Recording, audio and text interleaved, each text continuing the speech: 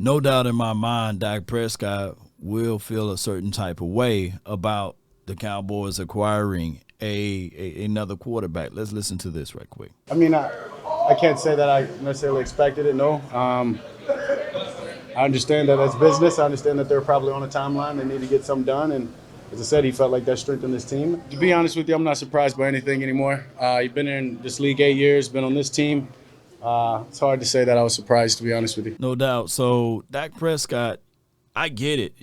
That's what a leader will probably feel like some type of way if the front office didn't reach out to him about his opinion on them bettering the team with a better backup quarterback. That's just what it is. Now, granted, hear me out. Everyone have a reason, but results are what matter. And Dak Prescott, he's going to have to go through those type of situations of continuing to prove that, hey, I'm the quarterback of this team, and if someone else step in and can take this spot from me, then they have to fight for it. I'm not going to give it to them. So this is also, shout out to my guy, Darren Woodson. He jumped on 105.3 The Fan, and you guys know they don't do a good job at all. Those boys do a great job over there. Let's listen to what he have to say. Let's listen.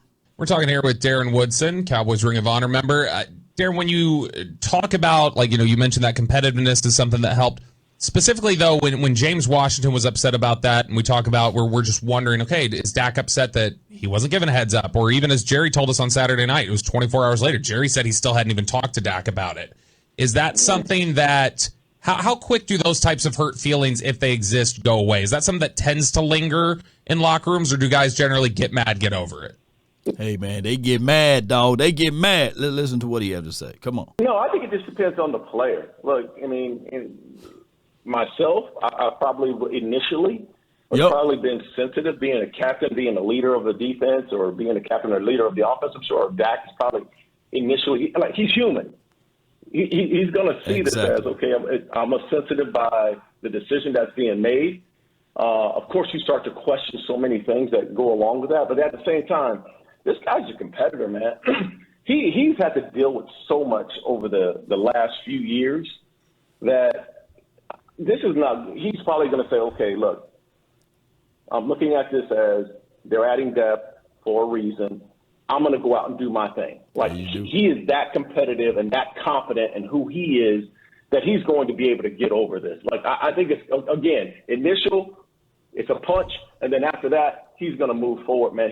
This dude has so much dog in him and so much heart and so much want to, and he is clear and head and shoulders above the leader of that offense and defense, the entire team. No doubt. So let's talk about this. We've seen this happens before.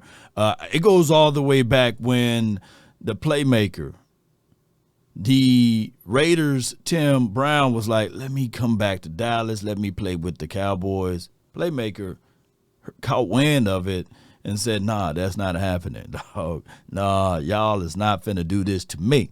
And it happened even in football in general. I'm old enough to remember Brett Favre to Aaron Rodgers, right? And then to Aaron Rodgers to have it done to him with Jordan Love. And excuse me, Tom Brady, I don't think that there's a soul out there with more Super Bowl wins than Tom Brady as it relates to quarterback, And it happened to him twice, Matt Castle and Jimmy Garoppolo. So it's going to happen when you play in the National Football League. Now, the 4-ladder, the 3-ladder network, they're going to make it about X, Y, and Z. But Dak Prescott, he just got to continue to develop his craft. If he's the dog of this team, the king of this team, or the head leader of this team, whether it be on offense or defense or even special teams, he's going to look at this situation and say, hey, I may not like how the Cowboys handled and operate this, but only thing that I can do is stay in my own lane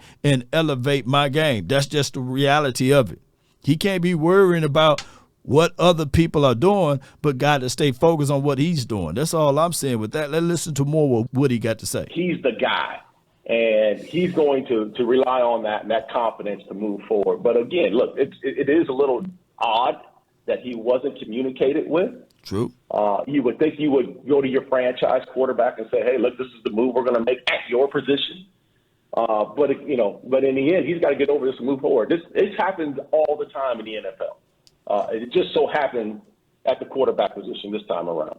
No doubt. So, ladies and gentlemen, boys and girls around the world, this is football and business. And when they merge together, sometimes and 9 times out of 10, it don't look the way that you want it to look. So when I think of this, Dak Prescott, hey, you can feel one way or another, but 9 times out of 10, you can't be in your feelings because somebody is looking at that spot saying, well, I will be willing to jump in those shoes, right? Regardless of how hard and difficult it is. So, hey, at the end of the day, collectively, this is a better team than what we were last year.